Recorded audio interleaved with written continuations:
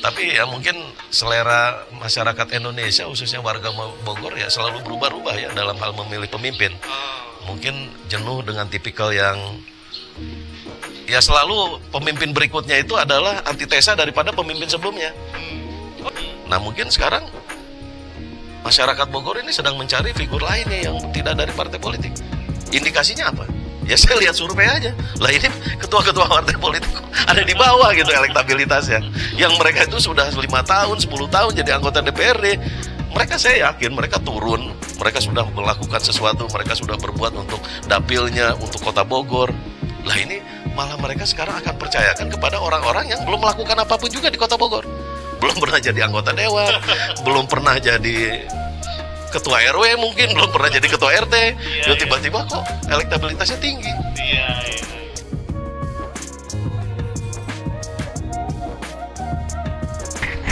Iya, ini mungkin selama saya di Bogor, sejak lahir saya di Bogor, dewasa di Bogor, mengikuti beberapa pilkada semenjak tahun 2009 ya. 2004 itu masih dipilih oleh DPRD Kota Bogor. Dan inilah yang paling banyak nih calonnya ini. Terakhir itu kalau saya baca di radar Bogor kan ada 16 bakal calon. Jadi yang masuk bursa ini ada segitu tuh, yang masuk bursa. Jadi saya kalau tanya juga ke teman-teman di partai itu, ada yang sudah daftar, sudah ada 12 orang yang daftar ke partai mereka.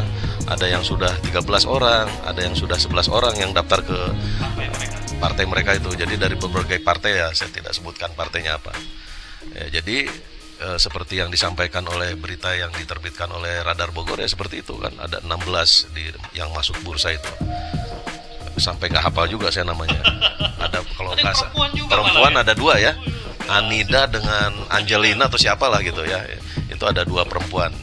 Selebihnya yang 14 itu mungkin laki-laki ya. Termasuk yang diantaranya itu yang memang sudah beken ya, seperti Kang Deddy Rahim, mantan wakil wali kota, Kang Atang sekarang masih menjabat ketua DPRD, lalu ada Kang JM, nah itu anggota fraksi dari Partai Gerindra, termasuk juga Kang Sofyan dari Gerindra, lalu ada Kang Rusli Prihatevi, ketua Partai Golkar Kota Bogor, lalu ya yang lainnya siapa? Eka apalah ya. Banyak lah. Ada dokter ya? Dokter nggak berlatar belakang partai ya. Itu profesional ya? Profesional. Satu-satunya profesional yang Sandy juga kayaknya bukan partai loh. Bukan.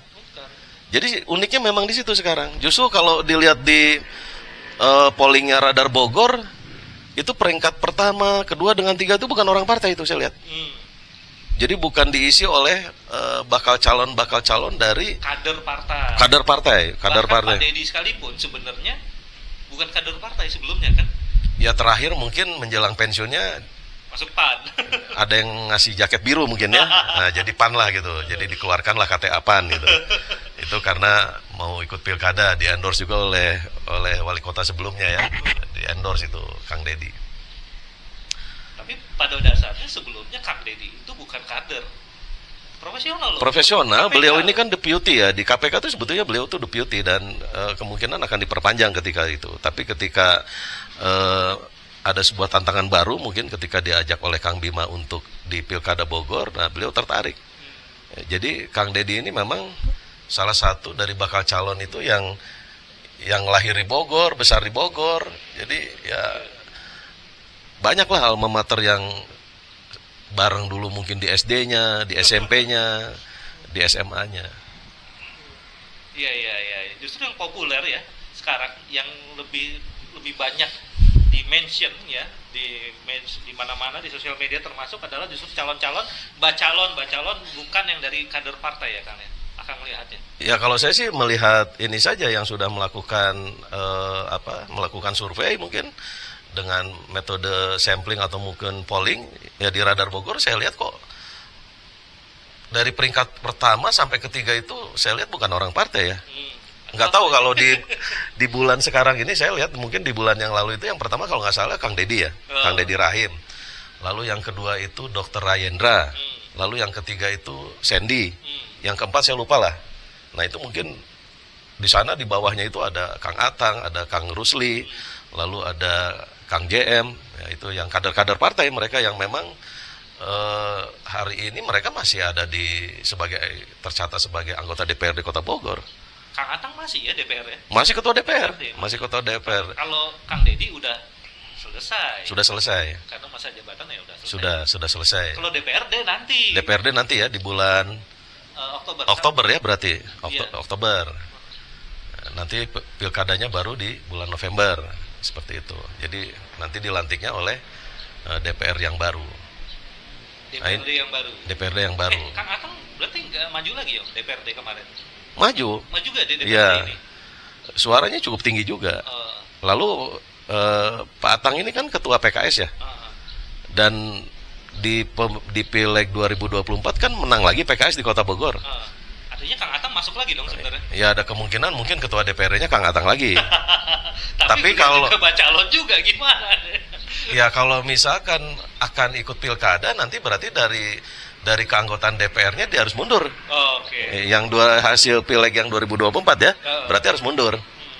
Kalau misalkan mau maju di pilkada Kota Bogor, berarti nanti sebagai anggota DPR-nya dia harus mundur. Oh itu mungkin juga ya. Kalau kita lihat juga posternya nggak terlalu banyak ya Kang Atang. Jangan-jangan beliau juga masih wait and see apa terus jadi DPRD apa ke eksekutif begitu ya. Ya jadi menarik. Sekarang ini jadi menarik. Mungkin pengkaderan di partai ini harus dievaluasi. Jadi kenapa orang yang tidak menjabat apapun juga di Kota Bogor ini, seperti katakanlah Dr. Rendra dengan Sandy, nggak menjabat apapun juga di Bogor ini. Bukan jabatan publik gitu maksudnya. Lalu juga bukan aktivis juga. Bukan ulama, bukan aktivis lah. Bukan aktivis. Yang dikenal sebagai aktivis mungkin lingkungan hidup, mungkin aktivis dakwah atau mungkin aktivis yang lainnya. Jadi tiba-tiba muncul, tapi terus trennya naik terus kan. Nah, sampai bisa menduduki, katakanlah mereka ini ada di 5 besar ini. Nah ini bagaimana ini dengan orang-orang yang memang selama ini aktif di partai politik, lalu juga beberapa periode menjadi anggota DPRD, lah tapi kok elektabilitasnya mangkrak gitu ya. Nah kalau Sandy sendiri kan kita tahunya Pak Sandy itu asprinya Bu Iriana Jokowi kan. Oh iya. Ya maksudnya kan kita nggak tahu dia siapa sebelumnya. Nggak tahu sama sekali. Bahwa setelah dia menjadi bacalon baru tuh profilnya. Oh ternyata pengusaha. Oh ternyata pernah di BSSN atau apa gitu ya. Ternyata asprinya Bu Iriana Jokowi juga. Gitu. Yeah. Sespri atau aktris Sespri. Gitu. Yeah. Ternyata baru ternyata termasuk Dokter Rayendra. Itu yeah. juga kita nggak tahu. Nggak tahu. Ternyata dia dokter, dia dosen. Dia punya klinik kecantikan. Oh iya. Gitu ya, lucu ya gitu ya. Jadi profesional dia ya, sebagai dokter saja itu. Jadi mungkin dia praktisi di dunia kesehatan yang mungkin dikenalnya aja hanya di kalangan dokter saja atau di kalangan dunia kesehatan, itu pun terbatas kepada spesialisasinya kan kulit dan kelamin kalau nggak salah itu ya. Iya. Jadi spesialisasinya kan dokter itu mungkin. Jadi akhirnya sebagai visi misinya untuk Kota Bogor juga diambil juga itu keahliannya itu. Glowing gitu kan. Saya nggak ngerti juga nih kalau Bogor dibikin glowing kayak apa gitu. Dulu glow kebun rayanya yang kita protes. Oh itu dulu pernah ada itu yang rame di kebun raya itu. Itu glow itu. Iya, kita protes dulu ya. Kang, ini jangan-jangan nih Kang ya. Ada krisis pengkaderan di partai-partai politik di Kota Bogor satu, dan juga jangan-jangan emang Kota Bogor ini lagi minim kekurangan tokoh, sehingga tokoh yang tiba-tiba muncul dan itu banyak kan lewat sosial media sebenarnya. Kalau kita lihat Pak Dokter dan Pak Sandy itu lebih banyak bermain ya selain masang poster di mana-mana juga, tapi setahu saya karena saya juga mengikuti mereka yaitu di sosial media gitu. Nah sedangkan tokoh-tokoh kita ya mungkin karena tokoh-tokoh di Bogor ini udah nggak bermain sosial media juga kali ya gitu ya. Ya mungkin, tapi bagi saya ini satu fenomena yang saya nanti akan pelajari nih, ada apa dan kenapa ini. Karena kan seorang anggota DPRD itu dia terpilih melalui daerah pemilihannya kan. Minimal dia sudah terkenal dia di daerah pemilihan masing-masing. Seperti Kang Atang, Kang Rusli, Kang JM, lalu siapa lagi? yang kader-kader partai ini termasuk Kang Sofyan. Lalu mereka sebagai anggota DPRD, mereka bertanggung jawab dan dia melayani warga Bogor sebetulnya. Dengan segala tugas dan fungsinya mereka keliling-keliling Bogor. Kenapa bisa popularitasnya itu bisa dilampaui oleh orang-orang yang tidak pernah menduduki jabatan publik? Kok bisa gitu ya dikalahkan oleh tiba-tiba dia turun menarik simpati masyarakat, lalu para politisi ini dilupakan begitu saja oleh masyarakat.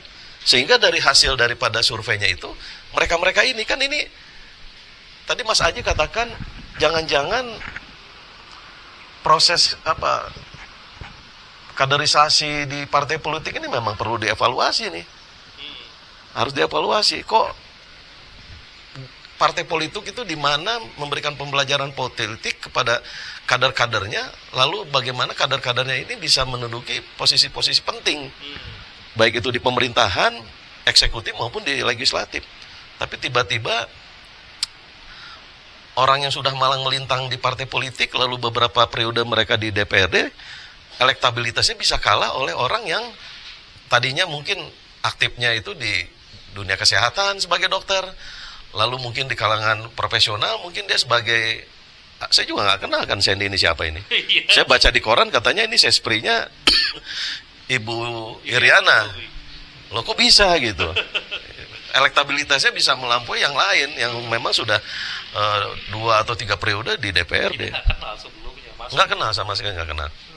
Mungkin itu kecerdasan orang-orang ini, jadi sehingga karena melihat mungkin di partai politik ini belum ada menghasilkan figur pemimpin yang kuat dan berkarakter, jadi sehingga mereka merasa pede, mereka akhirnya memasang fotonya di mana-mana dengan harapan elektabilitas mereka bisa melampaui. Dan sudah terbukti oleh beberapa orang itu yang tadi kita sebutkan, termasuk ada Farhad Abbas juga. Iya. Tapi kayaknya nggak kurang banyak posternya. Iya, ada lah, tapi ini kan karena mungkin dia melihat peluang. Jadi Bogor ini kan terlihat oleh mereka ini seksi gitu loh. Padahal PDI itu kecil kalau nggak salah ya. Karena Bogor ini kan dari mana sih retribusi?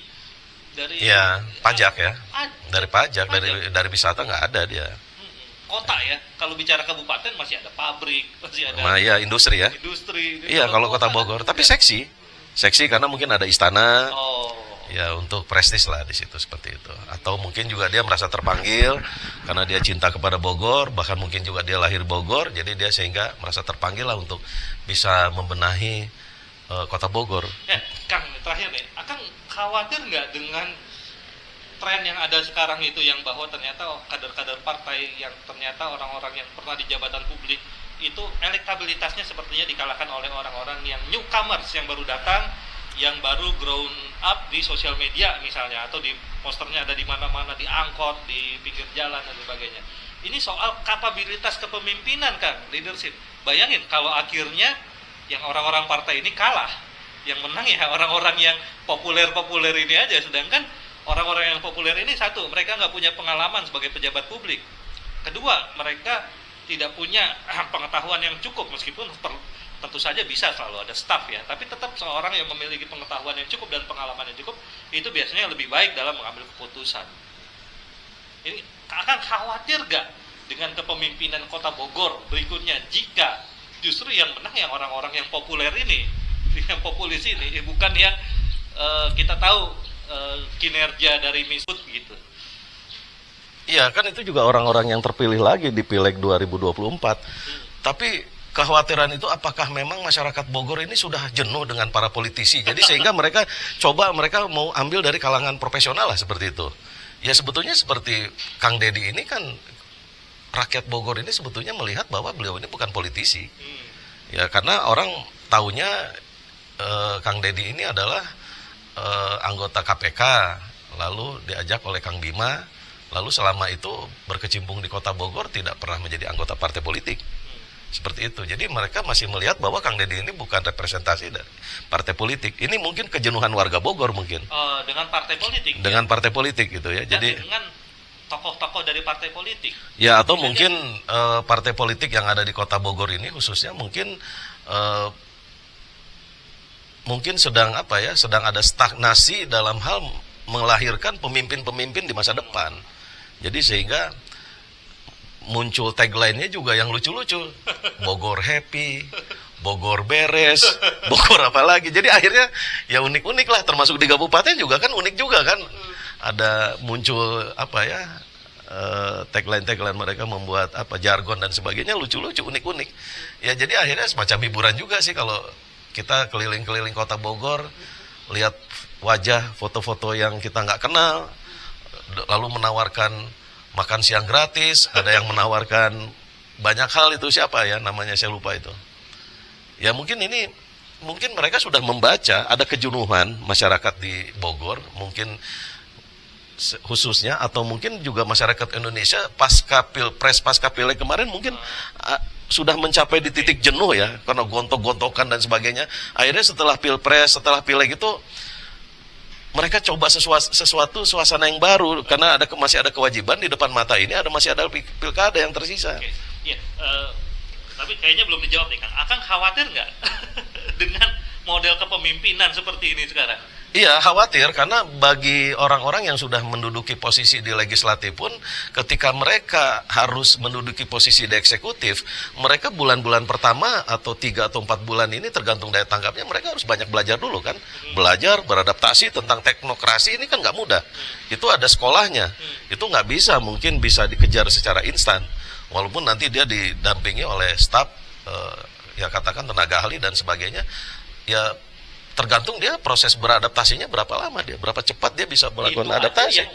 Yang pernah di legislatif lah ya, jadi dia nggak terlalu gelap-gelap banget lah untuk melihat tupoksi daripada eksekutif. Ini bagaimana orang yang sama sekali nggak pernah di legislatif, nggak pernah di eksekutif, tiba-tiba dia harus memimpin gitu. Nah itu dia. Ada kekhawatiran juga. Tapi ya mungkin selera masyarakat Indonesia, khususnya warga Bogor ya selalu berubah-ubah ya dalam hal memilih pemimpin. Mungkin jenuh dengan tipikal yang ya selalu pemimpin berikutnya itu adalah antitesa daripada pemimpin sebelumnya. Oh ya, kalau di kota Bogor begitu ya, yang akan pengalaman ya. Kalau kita lihat di Republik Indonesia kan justru enggak sebenarnya. Justru kalau di pimpinan pusat itu, presiden itu kan setelah figur SBY yang tinggi, besar, gagah, tiba-tiba akhirnya muncullah yang muncul dengan yang seperti itu. Kan itu antitesa ya seperti juga ya. Iya. Seperti itu. Jadi nah, di sini juga sama antitesa. Saya rasa sama aja kelihatannya ya. Jadi mungkin udah jenuh dengan model kepemimpinan yang seperti apa, mungkin udah jenuh juga dari kalangan kader-kader partai politik. Jadi akhirnya dia cari-cari yang dari luar partai politik. Oh ya, seperti kita ketahui Kang Bima itu kader partai ya. Kader partai, beliau ini kan salah satu ketua DPP PAN ya. Walaupun memang dulu awal karirnya adalah beliau sebagai pengamat politik, tapi akhirnya beliau terjun langsung kepada politik praktis, menjadi pengurus PAN, dan itu sudah berlangsung lama. Nah, jadi kalau yang sekarang ini mungkin sudah merasakan lah, oh kalau pengurus partai itu begini. Ya karena sebelumnya juga kan birokrat, Pak Diani kan? Pak Diani birokrat. Oh iya. Ya mungkin udah banyak waktu itu kan Pak Yusuf Asep Firdaus, Pak Ai mencalonkan, tapi mereka nggak mau yang dari birokrat. Nah makanya mereka cari mungkin dari partai politik. Kang Bima, apalagi 10 tahun itu kan waktu yang cukup ya orang untuk merasakan bagaimana sih kalau dipimpin oleh kader partai politik. Nah mungkin sekarang masyarakat Bogor ini sedang mencari figur lain nih yang tidak dari partai politik. Indikasinya apa? Ya saya lihat survei aja. Lah ini ketua-ketua partai politik ada di bawah gitu elektabilitasnya. Yang mereka itu sudah 5 tahun, 10 tahun jadi anggota DPRD. Mereka saya yakin mereka turun. Mereka sudah melakukan sesuatu, mereka sudah berbuat untuk dapilnya, untuk kota Bogor. Lah ini malah mereka sekarang akan percayakan kepada orang-orang yang belum melakukan apapun juga di kota Bogor. Belum pernah jadi anggota dewan, belum pernah jadi ketua RW, mungkin belum pernah jadi ketua RT. Tiba-tiba kok elektabilitasnya tinggi. Iya. Tapi kalau kita lihat Kang Deddy sebenarnya pengalaman. Ya pengalaman 5 tahun ini gitu kan. Jadi ada yang dirasakan lah oleh masyarakat gitu. Tapi saya sekali lagi melihat Kang Deddy sebetulnya bukan representasi dari partai politik kalau menurut saya. Ya karena kan beliau ini terakhir ini sejak kapan? Kita lihat aja KTA PAN-nya. Tahun berapa ini kan? Mungkin di tahun 2024. Mungkin sebelumnya kan beliau tidak pernah hadir di acara-acara partai kan? Saya belum pernah melihat Kang Deddy ini pakai jas PAN lalu hadir di dalam acara PAN sebagai kader partai PAN. Tapi saya nggak tahu itu. Jadi saya melihatnya mungkin Kang Deddy ini ya bukan representasi dari partai politik. Oke, oke. Tapi beliau dibandingin yang tadi ya, misalnya Kang Sandy dan Pak Dr. Rayendra, kayaknya Kang Deddy lebih berpengalaman ya sebagai birokrat ya. Ya tentunya sudah pernah ya. Apalagi ada satu prestasi yang harus kita akui juga, 2 kali kita adipura ya. Jadi artinya dengan cepat mungkin Kang Deddy ini bisa beradaptasi, bisa belajar. Jadi sehingga ketika mendampingi Kang Bima dalam memimpin Kota Bogor ini, beliau banyak belajar dan banyak ketemu dengan masyarakat. Jadi wajar aja kalau misalkan elektabilitasnya mungkin paling tinggi kalau di versi Radar Bogor. Saya nggak tahu kalau ada survei-survei yang lain ya, hasilnya seperti apa. Oke, teman.